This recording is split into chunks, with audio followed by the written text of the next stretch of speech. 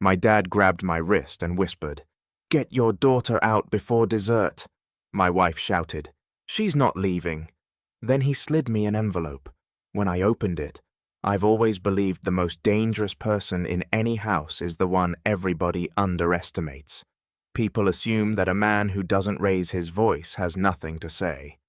They assume a man who forgives twice will forgive a third time, and sometimes a whole family will build a plan around that assumption, certain that he'll never see it coming. The thing they forget is that patience isn't weakness. Patience is a man counting. This story is about a father who got a warning from his own father across a dinner table in the seconds before dessert, when it was almost too late. It's about an envelope, a little girl in a paper crown, and a betrayal that had been rehearsed for months. But more than anything, it's about what happens when the person you've decided to destroy turns out to have been quietly writing the ending the entire time. Stay with me to the end. There's a moment at that table I still think about, and I want you to see it the way I did. Names and details are changed, and the story is dramatized. Let's get into it. Dean Whitaker measured his life in things he had saved: old barn beams that other men would have burned, a church staircase pulled from a demolition the morning before the wrecking ball, a walnut workbench that had belonged to his grandfather, oiled so many times the grain looked lit from inside. He owned a shop on the south edge of Cairo, Ohio, called Whitaker Salvage and Joinery, and for 15 years he had made his living turning ruined wood into furniture people kept for the rest of their lives. He liked the symmetry of it. He believed almost anything broken could be brought back if you were honest about the damage and willing to do the slow work. He had believed that about his marriage too for longer than he should have. Dean met Camille Sutton at a charity auction where he had donated a reclaimed cherry dining table. She bid on it lost on purpose so he would notice her, and told him so on their third date, laughing like it was the most charming thing in the world. Maybe it had been. Camille was the kind of beautiful that rearranged a room, and she came from the Suttons, an old Cairo name that still hung over the county like the smell of money that has mostly evaporated. Her mother, Diane, ran the family the way a captain runs a sinking ship she refuses to admit is sinking. With appearances polished and the bilge pumps hidden below deck, her brother, Spencer, had failed at 3 businesses their mother had financed and blamed all 3 on other people. When Dean married Camille, he thought he was joining a family. He found out slowly that he had been recruited into one. The Sutton had the house, the name, and the country club membership. What they did not have by the time Dean came along was cash. The joinery did. Dean's shop had grown from a 2-man operation into a regional business with a waiting list, custom commissions from architects in 3 states, and a building Dean owned outright on land that had quietly tripled in value. He was, without ever feeling like it, a wealthy man. For 8 years, it had been a real marriage, or close enough that Dean didn't examine the seams. Then their daughter Nora was born, and something in Camille changed in a direction Dean couldn't follow. She grew restless in a way that money soothed only briefly. She started spending long afternoons at her mother's house. She began describing Dean to other people, at parties, in a tone of fond exasperation, as if he were a reliable old truck. He heard it. He filed it away. He told himself, every marriage has a winter. What Dean did not yet know was that his winter had a calendar and that other people were marking the dates. The first person to feel the cold was Dean's father, Harold. Hal Whitaker was 71, a retired carpenter with hands like root systems and an instinct for rot that had never once failed him. He had spent his life pressing his thumb into beautiful old wood and finding the soft place underneath the varnish. He had liked Camille at first. He had walked her down to the river behind the shop and told her stories about Dean as a boy. but somewhere in the last 2 years. Hal had started watching the Sutton the way he watched a ceiling with a water stain, and what he saw was a family that smiled at his son with their mouths and measured him with their eyes. Hal didn't say anything for a long time. He was a man who believed you didn't accuse without proof, and you didn't frighten your son with shadows. So he watched, and he waited, and he started very quietly to keep a notebook. The second person to feel it was Otis Crane, the foreman at the joinery. Otis had worked beside Dean for 11 years and trusted him the way you trust a tide table. So when invoices started looking strange, Otis noticed a delivery sign for that never arrived. A lumber account opened in the company name that ordered nothing but wrote checks. A line of credit drawn against the building that Dean swore when Otis mentioned it in passing he had never authorized. Dean laughed it off the first time. The second time he stopped laughing. He didn't tell Camille he had noticed. That was the first decision Dean made that would matter later, and he made it without quite knowing why. Some animal part of him, the part that had spent his whole life reading the grain of things, told him to go quiet and watch. So he did. He smiled at dinner, he kissed his wife, he read Nora her bedtime stories about brave mice and patient turtles, and after the house went dark, he sat in his shop with a single light on and started pulling threads. What he found over the following weeks would have broken a smaller man. Instead, it made him very calm. The way a man gets calm when he finally understands the shape of the thing in the dark. The first thread led to a loan. Dean pulled the file on the line of credit drawn against his building and found his own signature on the application. It was a good forgery. The pressure was wrong on the downstroke, and the date was in a hand that wasn't his, but to a board clerk, it would have passed. $240,000 had been drawn against the shop he had built with his hands, and not a board foot of it had gone into the business. He traced it the way he traced a crack to its source, and the money disappeared into an account he didn't recognize, then reappeared as a down payment on a condo 2 towns over. It took Dean one afternoon and a friendly lie to a property clerk to learn whose name was on the condo, Camille's and a co-buyer, Trevor Lang. Trevor Lang had been at Dean's wedding. He had given a toast. He was the Sutton family attorney, a smooth Jim Bright man who handled Diane's estate matters and had over the years made himself useful to Camille in 100 small ways. He had drawn up the trust documents for the joinery 2 years earlier, the ones Dean had signed without reading closely because Trevor was family and Dean had been busy and trusting and stupid. Dean pulled those documents now and read every line under the single shop light, and what he found there made the forged loan look like a parking ticket. The trust Dean had signed didn't protect his business for his family the way Trevor had described it.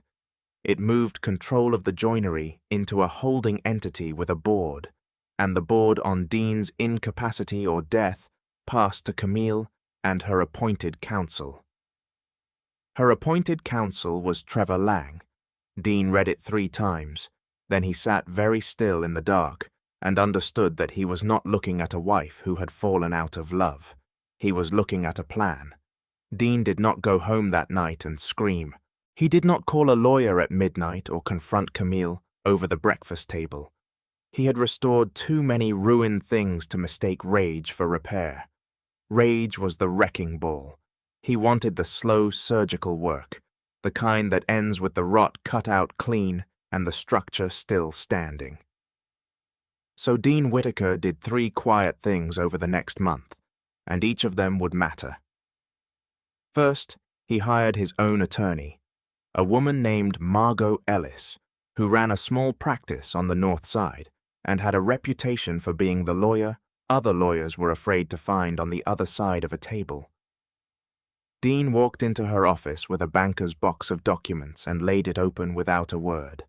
Margot read for 40 minutes, Then she took off her glasses and said, "Mr. Whitaker, somebody loves your money and hates your life. I can help you keep one and get the other back, but you have to do exactly what I tell you. And the hardest part is that you have to keep smiling at her." Dean said he could smile. Second, he started gathering, not destroying, not confronting, gathering. He photographed the forged loan application. He pulled bank records through Margot's subpoena power that showed the money flowing from his building to the condo.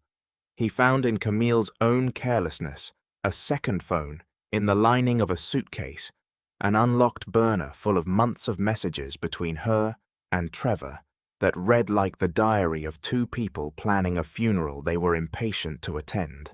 And Dean, who had spent his life around tools, bought a few of his own, small ones, the kind that listen. Third, and this was the part that required the most nerve. Dean went to his father. He drove out to the old house on Linen Road where he had grown up, sat at the kitchen table, and told Hal everything. He expected his father to be shocked. Instead, Hal got up without a word, went to the hall closet, and came back with a spiral notebook 2 years thick. He set it on the table next to Dean's box of evidence. "I've been keeping count," Hal said. "I didn't want to be the old man who saw ghosts. But son, there's no ghost. There's a den of them, and they've been planning something around that little girl's birthday." The birthday Dean felt the floor tilt. Nora was turning 8 in 3 weeks, and Camille had insisted weeks ago that they host the party at the Sutton house. The whole family, a nice dinner. Dean had thought nothing of it. Now he looked at his father's notebook, where Hal had written in his careful carpenter's hand a single line he'd overheard Diane say into the phone on the porch. "We do it at the dinner. It has to be in front of people." "What does it mean?" Dean said. "In front of people." "I don't know yet," Hal said. "But I aimed to find out. You keep smiling. I'll keep listening."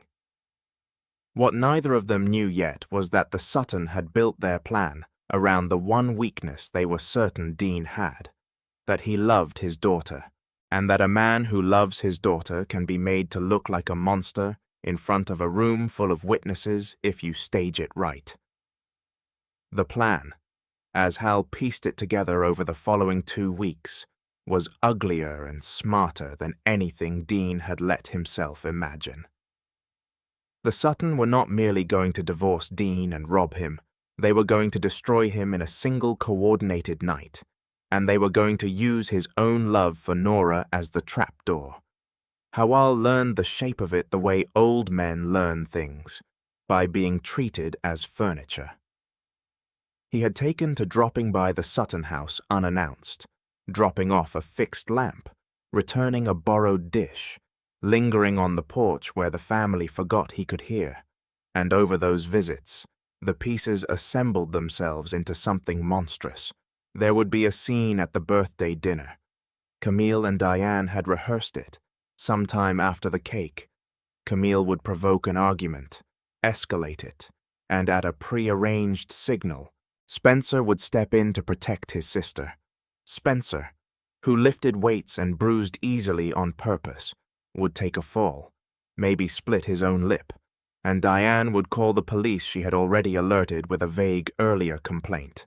Trevor had a domestic violence restraining order drafted and ready to file the same night, citing a documented history they had been manufacturing for months, the strange incidents Camille had been carefully describing to friends, the emergency room visit she'd made for an injury Dean had never caused, the texts she'd sent herself from a second number. With Dean arrested and a temporary order in place, he would be removed from the house and barred from contact with Nora.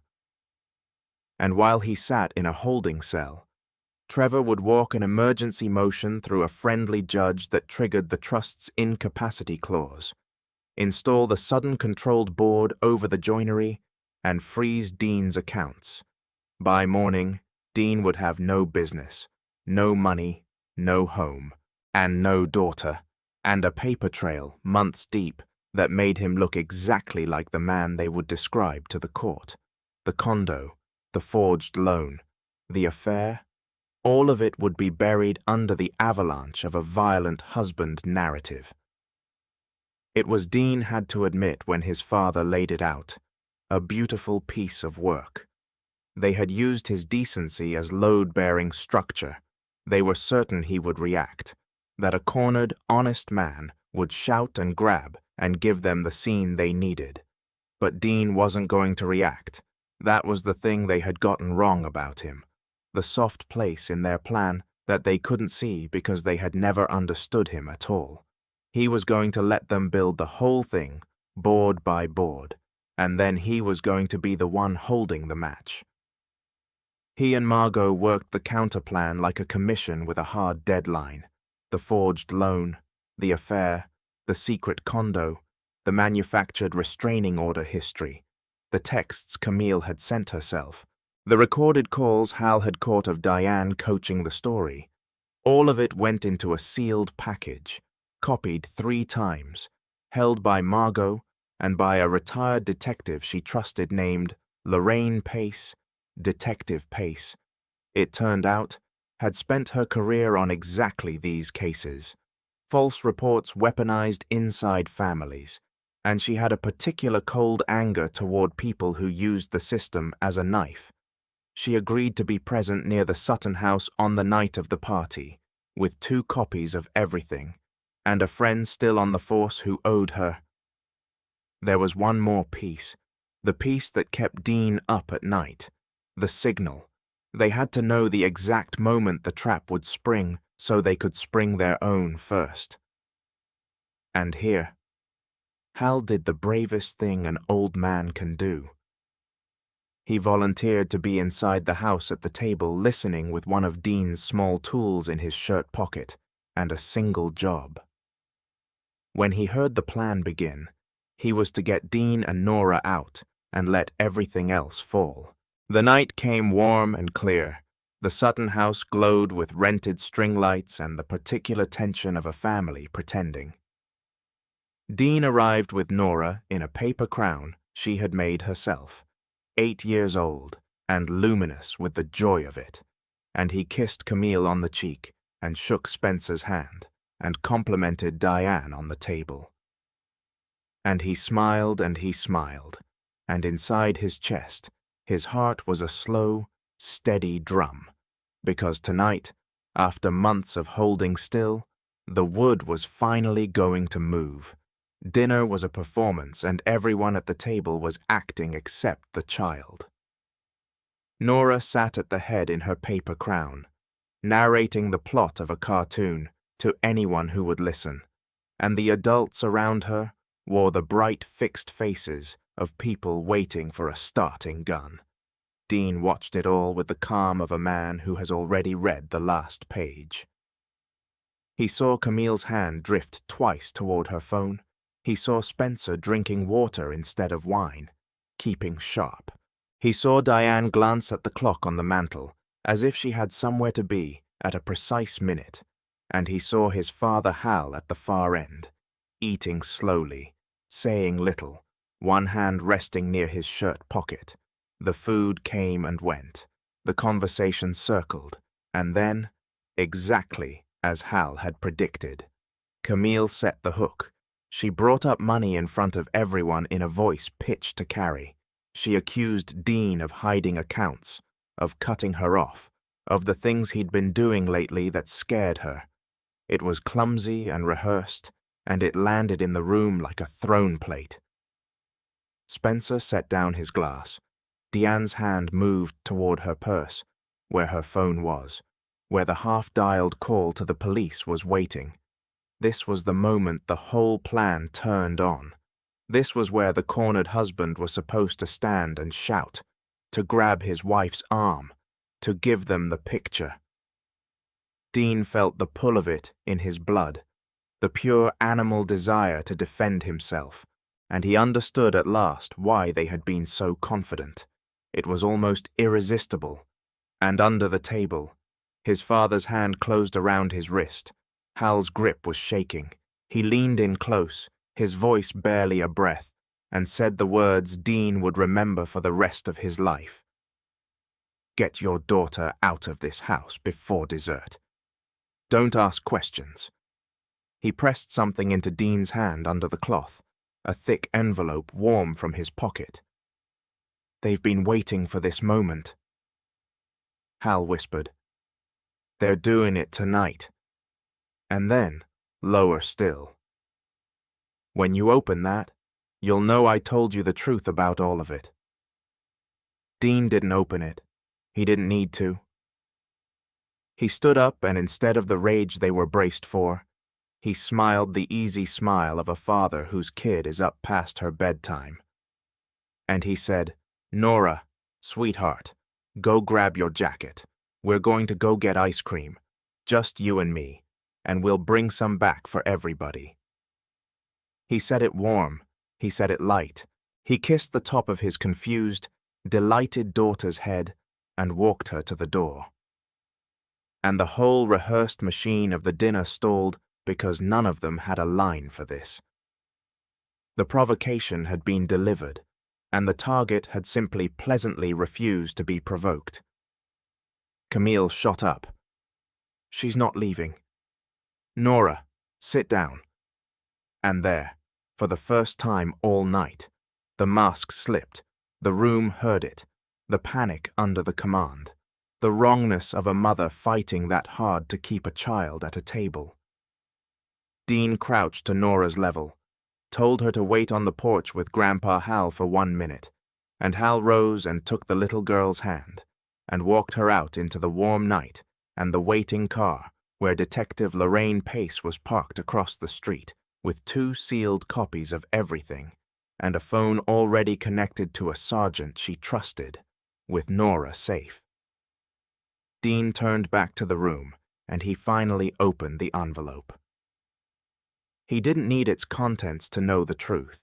He'd known the truth for 2 months, but the envelope was Hal's gift, his proof that the old man had seen it all and stood by his son, and what was inside it was the master key. Hal had been quietly photographing pages from Dion's own desk for weeks, the script for tonight in Camille's handwriting, the scene blocked out like a play. Spencer takes fall after cake. Mom calls at 8:40. Trevor files 9:00 a.m. The drafted restraining order with tomorrow's filing stamp, a printout of the texts where Trevor wrote, "Once it's done, he can't touch the trust." And Camille wrote back, "Then we never have to see him again," and clipped to the back in Hal's careful hand a note, "I'm sorry it took me so long to be sure. Burn them down. Son." Dean set the envelope on the table where everyone could see it. "Diane," he said quietly, "you should make your call now. It's almost 8:40. The room went cold. Diane's face emptied. Camille looked at the envelope, then at Dean, and understood all at once that the man she had spent months describing as a fool had been sitting across from her the entire time, listening, counting, waiting for tonight, as patiently as they had. "What is that?" Spencer said, and his voice cracked. "It's your mother's stage directions," Dean said. "It's the loan you forged against my building. It's the condo you bought with it, Camille. The one with Trevor's name next to yours. It's every text. It's a recording of your mother coaching you through the part where Spencer pretends I hit him. He let that land. I've had it all for 2 months. I just wanted to see if you'd really go through with it in front of our daughter on her birthday." He looked at Camille for a long moment, and there was no anger in it, which was somehow worse. "You did outside a car door closed. Detective Pace was walking up the drive and she was not alone. What happened over the next 90 minutes was not a shouting match. It was a demolition done by professionals, and Dean had built it to come down clean." Detective Lorraine Pace came through the door with a uniformed sergeant and a folder of her own, and she did not raise her voice once. She didn't have to. She laid the forged loan application beside a notarized sample of Dean's real signature and let the difference speak. She laid out the bank trail, the building money flowing to the condo deed with Camille and Trevor's names. She produced the drafted restraining order time-stamped for a 9:00 a.m. filing, and asked Diane pleasantly why a family would draft a domestic violence order the day before any violence had occurred. She played 30 seconds of a phone call in which Diane Sutton's own voice said, "He won't do anything if you make it about the money in front of people." That's when Spencer steps in. And then she asked Spencer to show everyone his perfectly unmarked face and explain the split lip he was supposed to have by now. Trevor Lang folded first, the way the smoothest men always do when the smooth runs out. He was an attorney. He understood in about 4 seconds that he was looking at conspiracy, forgery, and the filing of a fraudulent court document, that his license was already gone and his freedom was negotiable, and that the only currency he had left was the truth. He gave it up in a rush there at the dinner table in front of the family he'd helped build the gallows. It had been Diane's idea from the start. Camille had brought him in. The trust had been rewritten specifically to seize the joinery. The whole birthday dinner scene had been Diane's design because, as she'd put it, juries believe what happens in front of relatives. Diane Sutton said nothing at all, which told everyone everything. Camille cried and then got angry, and then went very quiet as she watched her own plan, every beautiful interlocking piece of it, be turned over and shown to the room with her fingerprints on each one. Spencer tried to leave, and was asked politely to sit back down.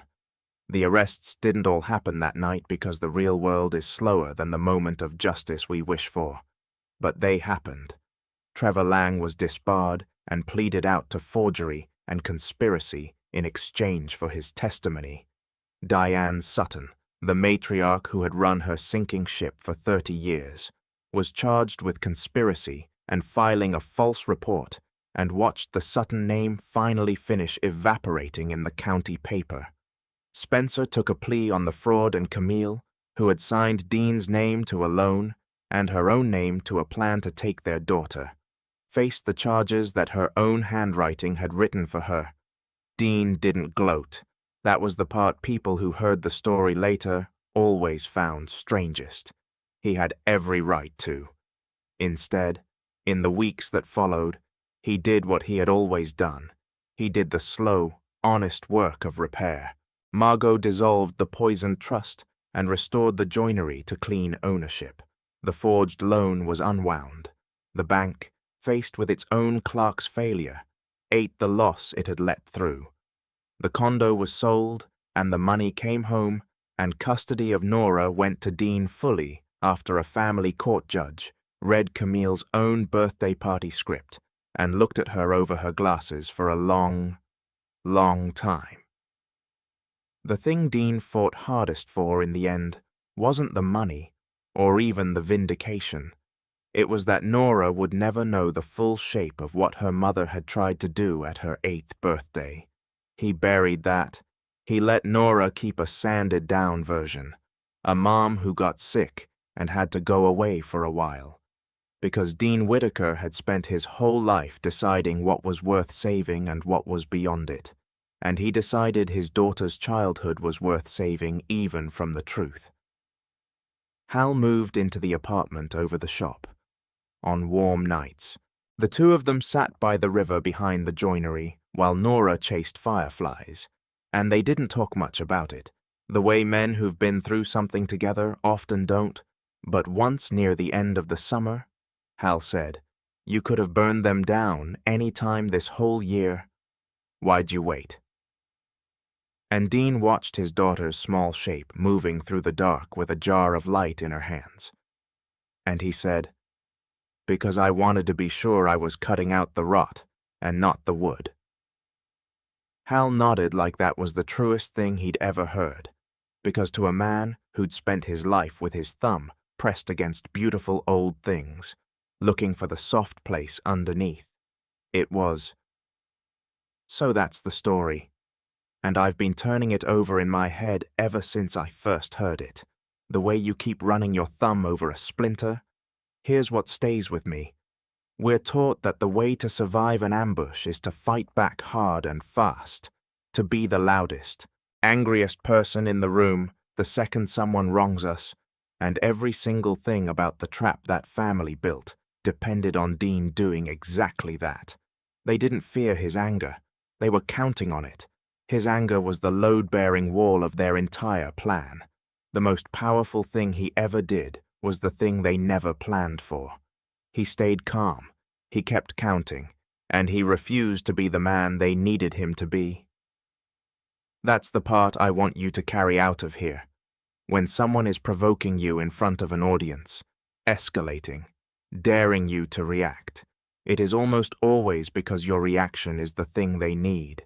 Calm is not weakness. Documentation is not cowardice. Sometimes the strongest move available to you is to smile. Keep the receipts. Get the people you love to safety, and let the people who underestimated you finish building the trap they're going to fall into themselves.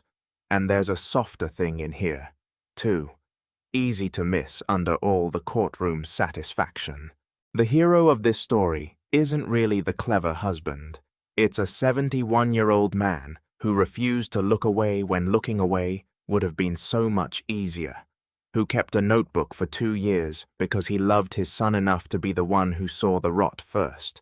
We should all be lucky enough to have a Howl at the far end of the table, and we should all try to be one. If this story moved you, you know what to do.